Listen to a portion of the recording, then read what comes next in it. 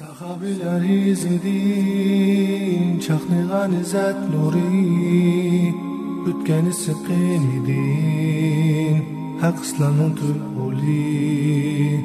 Baş ekmez kafirlar, şiddet bilen atseli, Hemze Halit Museb'tek, şir yürek oğlanları. Asim ibn Sabit. Kimki urush qilsa, Asim ibn Sabitdek urush qilsin. Muhammad alayhissalom.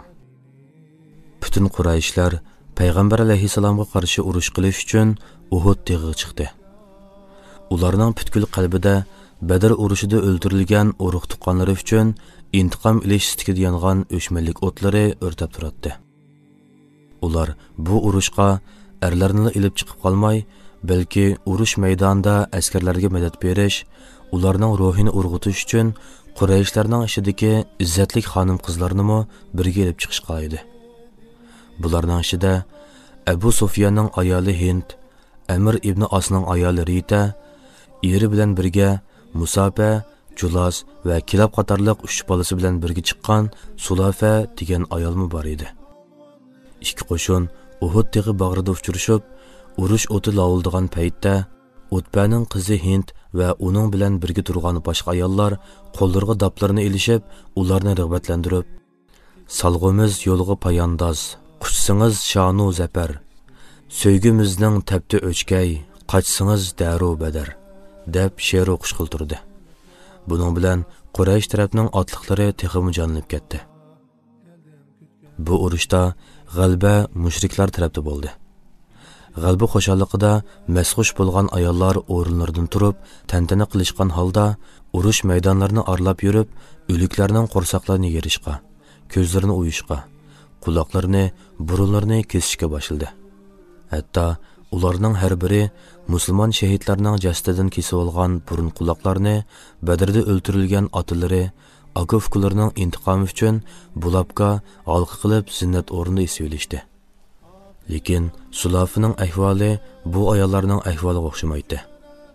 U cheksiz beoromlik va tititlik ichida eri va 3 bolasining tezroq qaytib kelishini, ular bilan birga g'alba qo'shalligini tantana qilishini kutadi. Ammo uning kutishi bekorga ketdi. Qancha kutsimi ularning qaytib kelmaganligini ko'rgan Sulafa oxirida urush maydoniga kirib, o'liklar orasida aralab, har bir jasadning chiroyiga diqqat qilib qarashga boshladi. U tuyuqsiz qonga milinib yotgan erini o'liklar orasidan tunib qoldi. U xuddi g'aljirlashgan kishi yo'lbosga o'xshash chepib, o'liklar orasidan o'g'illarini izlashga boshladi. Oxirida uchili bolasining Uhud tog'i bag'rida yotganligini, Musafa bilan Kilabning hayotidan ayrilganligini, Julasning bo'lsa oxirgi tiniqida jon talashayotganligini ko'rdi.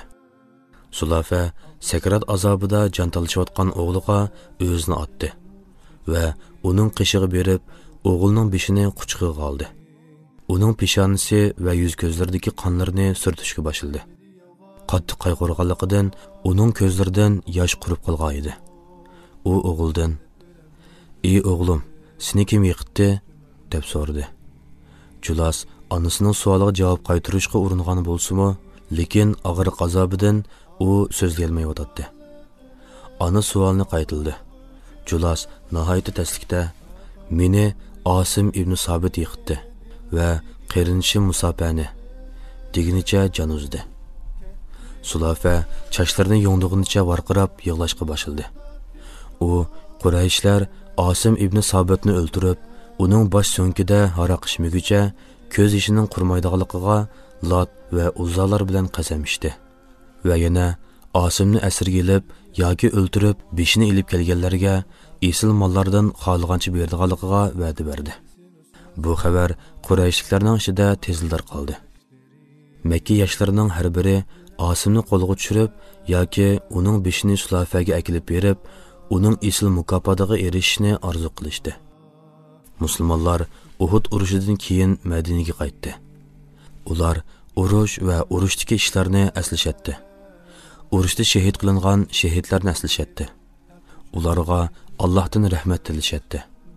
Urushdagi mohir chavandozlarning natijalarini maqtashatdi. Ular tariflashayotgan kishilar ishida Asim ibn Sabit bar bo'lib, kishilar Asimning jangdagi botirligi, uning bir oiladan bo'lgan 3 akukini biroqli o'ldirganligini maqtashdi. Oradan biri, buning ajablangudek nimasi bor? Esinglardimi?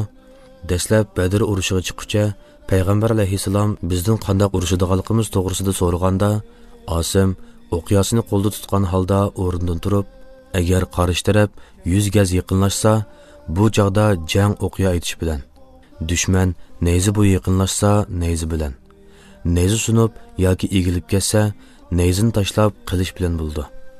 Ya'ni jangni qilish bilan qilamiz dedi. Payg'ambar alayhissalom urush mana shundoq bo'ladi.